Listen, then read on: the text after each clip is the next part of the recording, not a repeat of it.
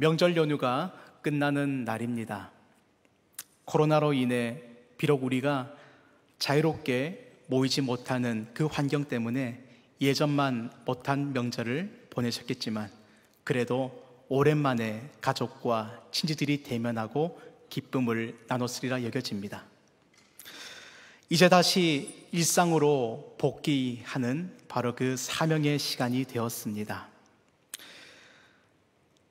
일터 선교사로 살아가는 귀한 사명, 그리고 가정에 맡겨주신 귀한 사명을 감당하는 그 사명 등등, 우리 모두 오늘 이 수역 저녁 기도회를 통해서 더욱더 사명자로 살아가기를 결단하는 귀한 시간 되길 원합니다. 이번 명절 보내시면서 가족과 친지들 간에 어떤 덕담들을 주고 받으셨습니까? 아니, 어떤 신앙의 간증들을 하셨습니까? 대부분의 가정에서는 너무나 어려운 지금 상황과 형편 때문에 오히려 하나님께 간구하는 이것저것 간증들을 하셨으리라 여겨집니다. 저는 오늘 말씀을 전하면서 우리나라 초대교회 당시 어려움 가운데서도 믿음 안에 일어났던 한 유행적인 사건을 소개하고자 합니다. 지금으로부터 약 130년 전 1890년대에 강화도에도 복음이 전해집니다. 강화도 북쪽에 위치한 홍의 마을이라는 곳에 훈장으로 있던 박능일이라는 사람이 이 마을 최초로 주님을 영접합니다. 이 사람은 훈장이었습니다. 그래서 자신이 가르치던 훈장을 예배당으로 봉헌합니다. 그러자 많은 마을 사람들이 훈장님의 말씀 따라 주님을 영접하겠노라 라고 하면서 한 분, 두 분, 한 명, 두 명 예수를 영접하기 시작합니다. 이 일이 있은 후부터 한 가지 유행적인 일이 이 마을에 벌어집니다. 이른바 돌림자 계명이라는 것입니다. 돌림자 계명. 많은 분들이 본인의 이름을 잘 보면은 친족 간의 촌수와 학렬을 알려주는 돌림자를 사용하고 계실 겁니다. 제 이름은 김완기입니다. 저는 그리 유명한 성씨는 아닌 것 같아요. 연안 김씨, 개성 부윤공파 31대 손입니다. 저는 이제 끝자를 기자를 써요. 돌림자로. 저희 아버지 때 30대는 빛날 희자를 씁니다. 그리고 제 아들 때 32대 손은 끝자리에 건자를 사용합니다. 그래서 저는 제 아들 둘 이름을 경건이와 예건이로 지었습니다. 이렇게 한 친족 간의 이 돌림자, 학렬과 촌수를 드러내죠. 이 돌림자가 어느 하루 아침에 없어지고 신앙적인 이름으로 바꾸는 일을 이 강화도에 시작했다는 거예요. 이때 가장 먼저 이것을 제안했던 박능일, 그 훈장이 이렇게 이야기합니다. 우리가 비록 집안은 각기 다르지만 한날 한시에 세례를 받아 한 형제가 되었습니다. 그리고 우리 모두 이 마을에서 예수를 처음 믿었으니 모두 끝자리에 한일, 아시죠? 한문? 한일자를 돌림자로 하여 이름을 바꿉시다. 성이야 조상에게 물려받은 것이니 어쩔 수 없다 하지만 마지막 자는 우리 모두 한일자로 바꾸고 이제 이 시간 가운데 자를 뭘로 할 거냐, 함께 제비 뽑읍시다 라고 한 거예요. 한 삽씩 나서 제비를 뽑습니다. 어떤 사람은 사랑 애자가 나오는 거예요. 이제 이 사람 이름이 무엇입니까? 애일. 어떤 사람을 뽑습니다. 신자, 믿을 신자, 신일. 은혜 은자, 은일. 그리고 충성 충자, 충일. 거룩할 성자, 성일. 착할 순자, 순일. 이렇게 그들의 이름을 계명합니다. 이 소문이 강화도 곳곳에 번져나갑니다. 강화도 내륙에 복음이 확장될수록 이 돌림자를 계명하는 일들이 계속 일어났어요. 하나의 유행이 된 겁니다. 그런데 여기서 한 가지 복잡한 일이 발생합니다. 세례를 받는 날 아버지와 아들, 때로는 삼촌과 조카가 한날 한시에 세례를 받아요. 당시에 이 돌림자, 학렬과 그들의 서열, 상하관계가 분명한 것이 바로 이 돌림자 아닙니까? 선대에 사용했던 돌림자를 후대가 사용할 수 없어요. 한마디로 촌수와 이런 한결이 무너지는 겁니다. 그럼에도 불구하고 이 한날 한시에 예수 믿고 세례받았다는 이유 하나로 이들은 그 모든 것을 파괴해버립니다. 이 현상을 지켜본 강화도의 불신자들은 이 교인들을 보고 다음과 같이 별명을 부르며 손가락질하기 시작합니다. 저 사람들은 검정개다. 검둥개, 검정개다. 왜 검정개라고 불렀을까요? 당시에 우리는 흰 옷을 입고 있었죠. 그런데 기독교인들은 실용적인 면을 강조해서 검정색으로 염색한 옷들을 입고 다녔습니다. 그래서 검정개. 자, 개는 굳이 설명을 하지 않아도 왜 개라고 불렀을지는 잘 아실 겁니다. 예절과 전통을 혼란시키고 또 전통적 돌림자를 이 질서를 파괴하고 무례하고 몰상식하게 만들었대서 개, 그래서 검정개, 검둥개라고 불렀던 것입니다. 이 손가락질 속에서 우리가 세속적으로는 부자간, 숙질간 할지라도 신앙적으로 하나님의 같은 자녀일 뿐입니다. 우린 육적인 질서를 쫓기보다는 영적인 질서를 따르기로 했습니다. 우리를 향해 검정개라 불러도 검둥개라 불러도 우린 전혀 개의치 않습니다. 오히려 부자간 숙질간에 신앙으로 하나 되게 하신 것에 그저 감사할 따름입니다 라고 이 마을 사람, 특별히 교인들은 그렇게 고백하고 다녔습니다. 성도님들, 강화도 홍이마을에서 비롯한 이 복음을 받아들인 사람들의 돌림자 계명, 이것은 주위의 시선에도 전혀 아랑곳하지 않고 촌수와 학렬을 뛰어넘어 오히려 복음 안에 하나 된 것에 감사한 이 130년 전 우리 한국교회의 아름다운 유산입니다.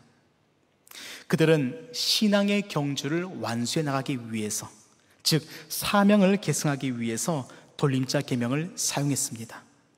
저는 오늘 본문을 통해서 하나님의 사명, 그 끝나지 않은 경주를 이어가고자 한 구심점, 마치 돌림자 계명처럼 한 구심점 삼을 사건을 여러분과 함께 나누고 싶습니다. 그것이 바로 윗셈과 아랫셈입니다. 좀 더 구체적으로 설명을 드리자면 헤브론 땅 가까이 있는 세일과 델비의 셈들로 추측되는 윗셈과 아랫셈입니다.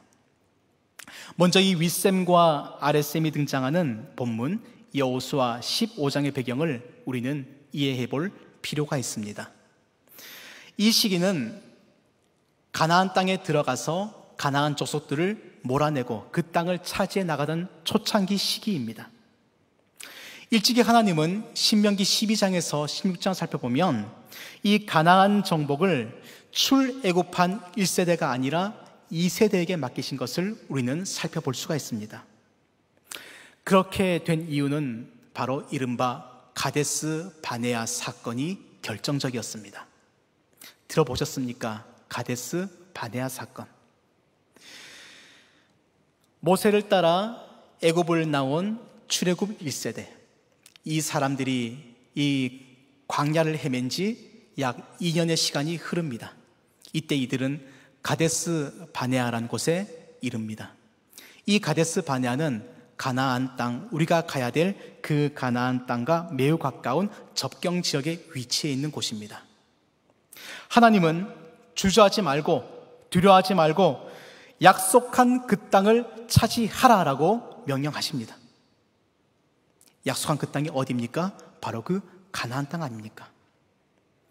그럼에도 불구하고 이 출애굽한 이스라엘 1세대들은 마음이 심히 두려웠습니다. 그래서 모세에게 건의를 합니다. 우리가 무작정 가나안 땅에 들어가서는 위험합니다. 그들이 어떤 상황에 있는지 먼저 우리가 정탐을 해야 되지 않겠습니까? 그래야 우리가 어느 성을 먼저 칠 것인지, 그리고 군사들을 어떻게 배치할 것인지 우리가 전략을 든든히 세워서 이 가나안 땅에 들어가는 것이 좀 더 효율적이지 않겠습니까? 모세는 허락합니다. 그래서 12지파, 즉 각 지파에 한 명씩 12명의 정탐꾼을 모아서 가나안 땅에 보냅니다. 이들은 약 40일 정도 그 땅을 정탐합니다. 최남단 신광야에서부터 최북단 경계인 하맛과 르홉까지 정탐했고, 또 중간 지역인 헤브론, 특별히 이 에스골 골짜기에서는 각종 과일들도 채집을 합니다. 정말 말 그대로 젖과 꿀이 흐르는 땅이었습니다. 목축을 하기에도 충분한 땅이었습니다. 거기에는 이 12명의 정탐꾼의 이 의견이 전혀 다를 바가 없었습니다.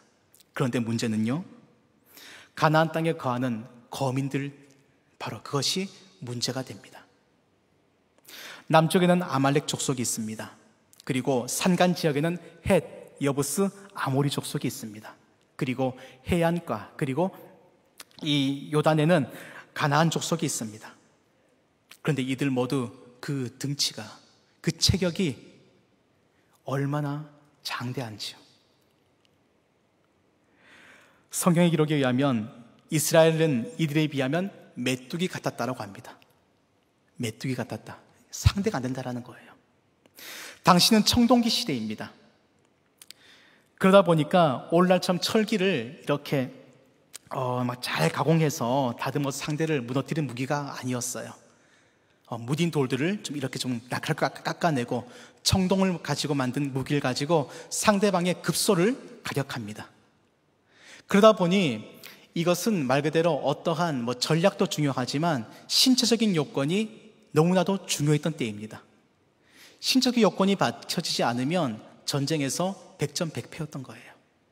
그래서 바로 가나안에 거하는 그 족속들이 우리들은 마치 그들에 비하면 메뚜기 같았다, 형편없었다라는 겁니다. 가나안 땅에 거하는 족속들의 이 외적인 신장과 체격을 보고 이스라엘 12명의 정탐꾼의 의견을 크게 두 가지로 나뉘죠.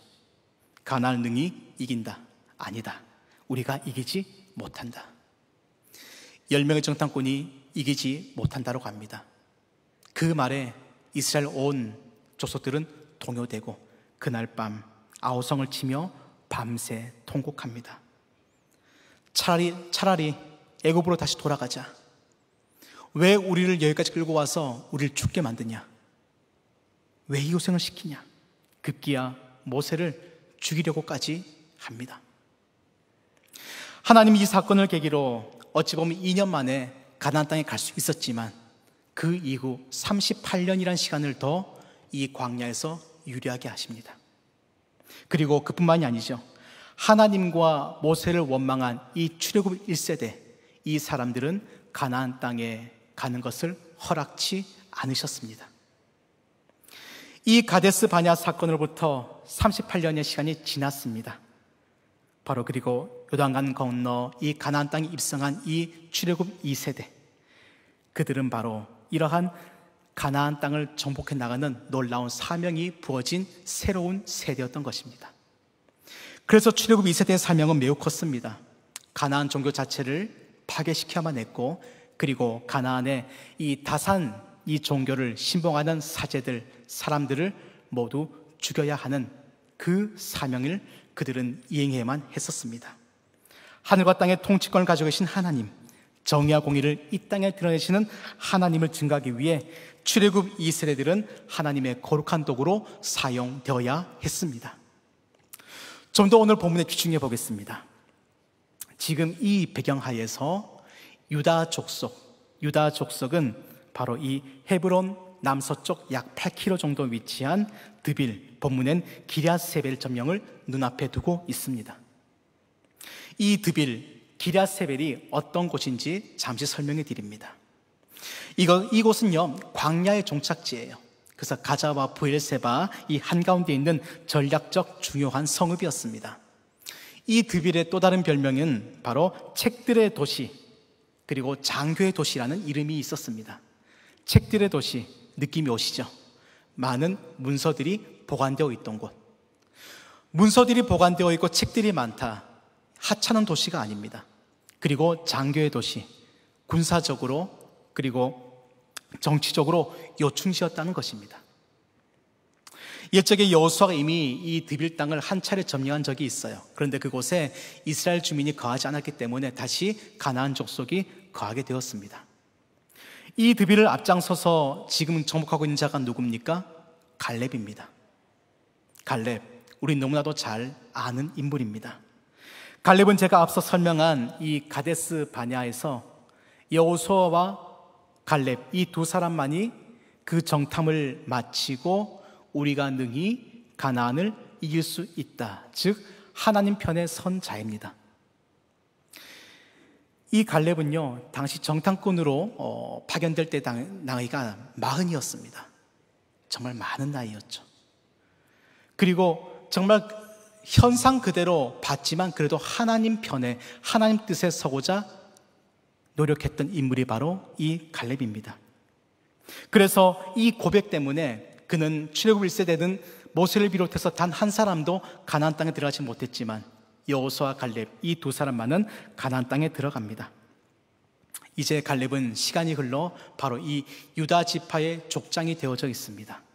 그리고 그의 나이 85세가 이 되었음에도 이 많은 나이를 무색할 정도로 하나님의 사명을 완수하고 있습니다. 그것이 본문 초반부의 일이죠. 그는 헤브론 땅의 장대한 자들인 아낙 자손들을 정복했습니다. 아낙의 세 아들 세세, 아히만, 달메를 쫓아내었다고 본문은 기록합니다.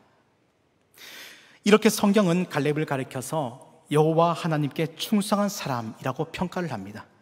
그리고 그의 동력자였던 여호수아는 그를 가리켜서 하나님을 온전히 좇은 자로 또한 평가합니다.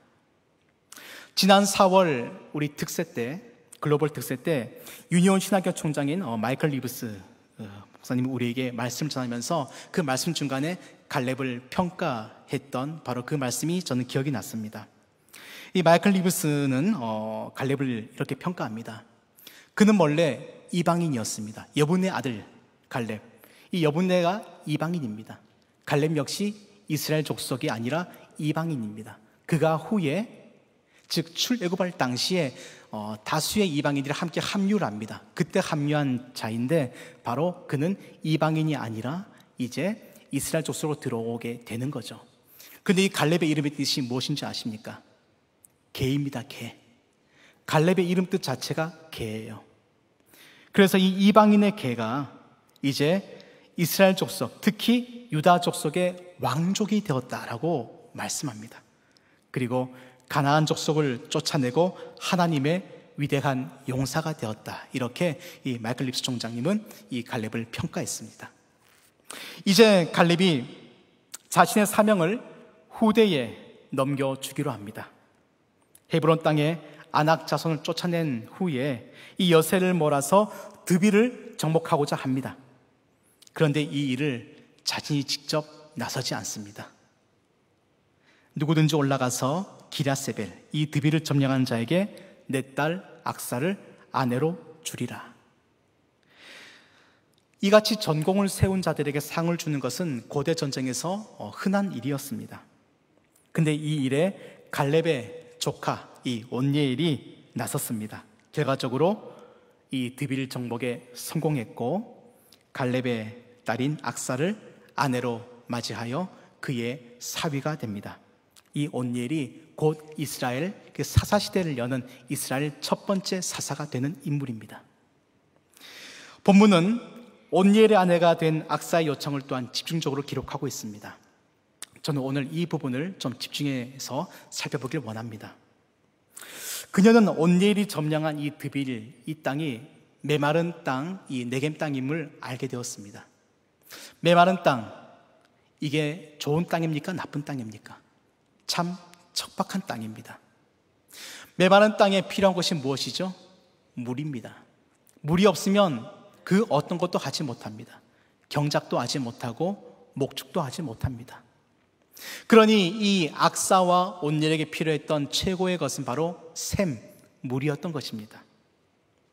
자신 시집을 가서 또 평생 살아갈 땅의 필요를 아버지 갈렙에게 구합니다. 즉 샘물 있는 땅을 요청했던 겁니다. 여기서 한번 그녀의 태도를 잘 살펴보시기 원합니다. 이 본문과 함께 이 사건은 사사기 1장에도 동일하게 기록되어져 있습니다. 이게서 둘 다 이 악사가 아버지께 나아갈 때 어떻게 나아갔는지 내게 복을 주소서라고 하면서 공손하게 나갔음을 기록합니다. 내게 복을 주소서. 자신과 남편 온니엘의 미래에 결정적일 수 있는 아버지의 축복, 이거 축복을 먼저 강구했던 것입니다. 그 후에 자신의 요청을 아버지에게 전합니다. 아버지가 자신과 남편에게 준 메마른 땅, 바로 그 땅을 위해서 셈을 달라고 한 것입니다. 이 말에 갈렙은 윗셈과 아랫셈 두 개의 셈이 속한 땅을 상속시킵니다. 여기에서 우리는 두 가지 모습에 각각 집중할 필요가 있습니다.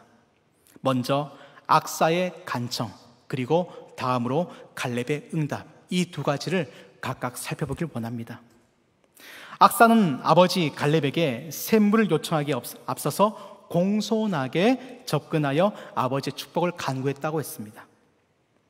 이 모습을 오늘 우리와 하늘에 계신 우리 아빠, 아버지와의 이 기도 생활에 한번 비추해 볼까요? 우리가 하나님께 기도할 때에 대부분 간구와 간청의 기도가 상당수 많습니다. 그런데 우리는 무조건 하나님께 이것 주세요, 저것 주세요, 때를 쓰며 기도할 때가 많이 있습니다. 하지만 우리가 중요한 것은 무엇이냐면요, 기도 요청을 하기에 앞서 먼저 우리가 하나님 아버지가 원하는 삶을 살고 있는가, 나 자신의 삶을 먼저 돌아볼 필요가 있다는 것입니다. 우리가 기도하면서 많이 착각하는 바가 바로 이 부분입니다. 무조건 하나님께 내어 맡겨드린대요. 나 몰라라 하는 식으로. 그것이 아닙니다. 우리 이것을 어디에서 알 수 있냐면 우리 기도의 모델 되시는 예수님의 기도 생활을 통해 살펴볼 수가 있습니다. 누가복음서는 예수님의 기도 생활을 가장 또 많은 분량 그리고 상세히 기록하고 있습니다. 이 누가복음서 전체를 통해서 드러나는 예수님의 기도 생활은요, 다름이 아니라 항상 하나님 중심의 기도를 구했다라는 사실입니다. 좀 더 쉽게 얘기하면 내 생각과 뜻을 이곳에 놓고 이를 하나님께 간청하는 게 아니었어요. 오히려 하나님의 주권적으로 정하신 뜻을 구하고 그 뜻대로 실천하는 기도를 예수님이 하셨다라는 겁니다. 그리고 여기에 더해서요, 예수님은 기도 응답을 받으실 때까지 끈질기게 기도하십니다.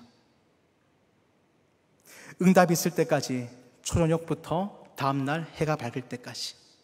그렇게 해도 응답이 이루어지지 않으면 또 다음날 반복해서, 이렇게 예수님은 끈질기고 인내를 가지고 하나님께 기도에 매달렸습니다.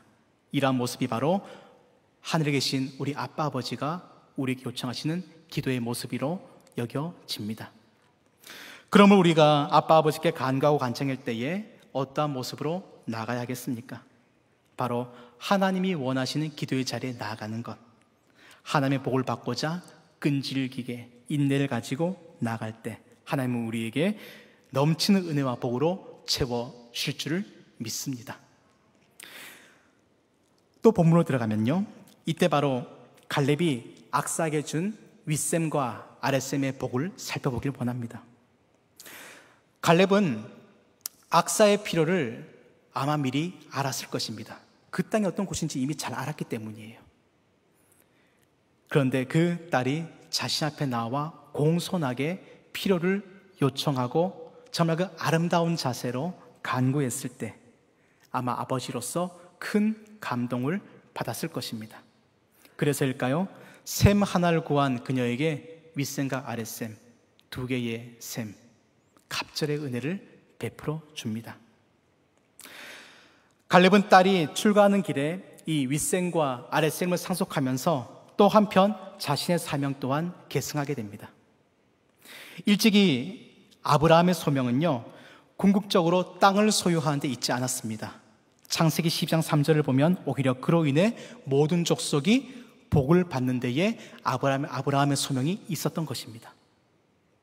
당대 가나안 땅에 들어간 출애굽 2세들에게 있어서 여호수아와 갈렙 이 두 사람은 최고의 존경을 한 몸에 받는 이들이었습니다. 한평생 하나님을 따랐던 인생, 그 마지막에 안락과 평안을 충분히 추구했을 수도 있습니다. 윗셈과 아랫셈은 어찌 보면 갈렙의 인생을 보상받는 전부였을지도 모릅니다.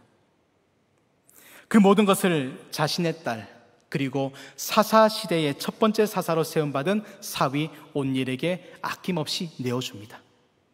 즉 사명을 계승시키고자 하는 갈렙의 축복이었던 것입니다. 내게 복을 주소서라는 아브라함의 언약을 간구하는 악사의 모습을 보고 그는 땅을 소유하기보다 아브라함의 언약을 계승시켜 나갈 이 다음 세대, 자신의 딸과 그 사위에게 자신의 전부를 내어놓을 수 있었던 것, 바로 아브라함의 언약을 상기하며 윗셈과 아랫셈의 복으로 응답한 것입니다. 사랑하는 성도님들, 윗셈과 아랫셈의 복은 거저 주어진 것이 아닙니다. 드비를 점령하라는 갈렙의 요청에 순종한 온니엘의 온니엘의 이 행동이 먼저 있었습니다. 그리고 아버지께 아브라함의 언약을 상기시키며 공손하게 축복을 구한 이 악사의 지혜가 또한 있었습니다. 이 행동과 지혜, 이것이 있었고요. 그 결과 갈렙은 사명 계승을 위해 윗셈과 아랫셈, 이 복을 딸과 사위에게 허락해 준 것입니다. 우리가 이 추석 명절을 보내면서 우리 가족과 친지들에게 윗셈과 아랫셈의 복을 주고 나누는 자가 되어야 되지 않겠습니까? 그러기 위해서는요, 먼저 첫째로 날마다 하나님이 주시는 말씀 앞에 순종하는 우리의 행동이 있어야 합니다. 우리의 행동이 먼저 있어야 합니다. 하나님의 말씀에 귀를 막고 때로는 하나님의 주권적인 그 뜻에 관심이 없다면 우리는 더 이상 하나님의 자녀라 할 수 없는 것이죠. 날마다 그 말씀을 내가 행동하고자, 그대로 살아가고자 노력하는 그 모습, 우리 하나님은 아주 기뻐 여기실 것입니다. 또한 두 번째로 하나님의 뜻을 끈질기고 또 인내를 가지고 간구하는 그 지혜가 필요합니다. 하나님은 먼저 하나님의 나라와 그 의를 구하는 자에게 모든 필요를 채워주신다라고 우리에게 약속하셨습니다. 우리가 앞서 설명한 이 하나님 말씀 앞에 순종하는 바로 그 삶을 살면 자연스럽게 하나님은 우리의 필요를 채워주십니다. 그 약속을 우리는 신뢰해야만 되는 것입니다. 그래서 때로는 나에게 조급하고 성급하게 하나님께 나아가는 것이 아니라 하나님의 뜻이 어떻게 이루어질까 기대하는 마음으로 인내하며 그리고 끈질기게 기도하는 그 지혜가 우리에게 필요하다는 사실입니다. 바로 그렇게 될 때에 세 번째로 이 두 가지가 한데 어우러지면 아빠 아버지는 우리에게 반드시 복을 주신다는 사실을 기억하시기 원합니다.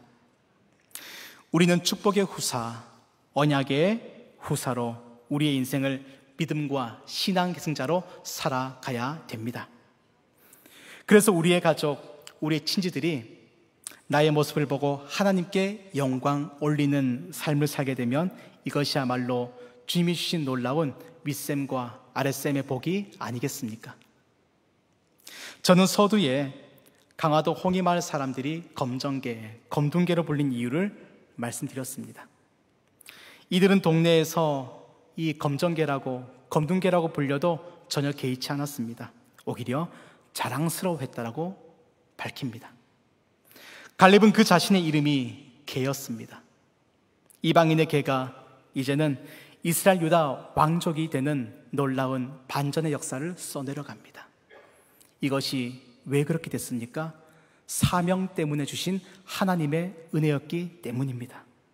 이제 이 사명 계승을 위해 갈렙 그 자신은 윗셈과 아랫셈의 복을 후대에 넘겨주었습니다. 이처럼 아무것도 아닌 인생, 어쩌면 버림받았던 인생이 하나님 앞에 사용되면 복을 나누는 인생이 됩니다. 아무도 주목하지 않는 인생이 하나님의 사명 위에 살면 빛나는 인생이 됩니다. 예수 그리스도로 인해 온전한 제자가 된 우리, 이 사명자 인생을 살아가는 저와 모든 우리 영가족들 되시기를 주님의 이름으로 원합니다. 함께 기도하겠습니다. 언제나 우리에게 은혜를 베푸시는 하나님, 말씀을 통해 한평생 주님의 은혜를 입은 갈렙, 그 은혜를 대물림 받은 악사와 온니엘의 열전을 통해 사명 계승의 소중함을 깨닫게 하시니 감사합니다. 우리도 하나님 앞에 복을 간구할 때에 사명자의 온전한 삶을 바탕으로 구하게 하시고 풍성하고도 차고 넘치는 갑절의 은혜에 늘 놓이게 하옵소서. 이로써 한국교회의 아름다운 유산의 계승자, 가족과 친지에게 복음의 온전한 전파자가 되어 주님의 기쁨이 되는 사명자의 인생 되게 하옵소서. 예수님의 이름으로 기도하옵나이다. 아멘.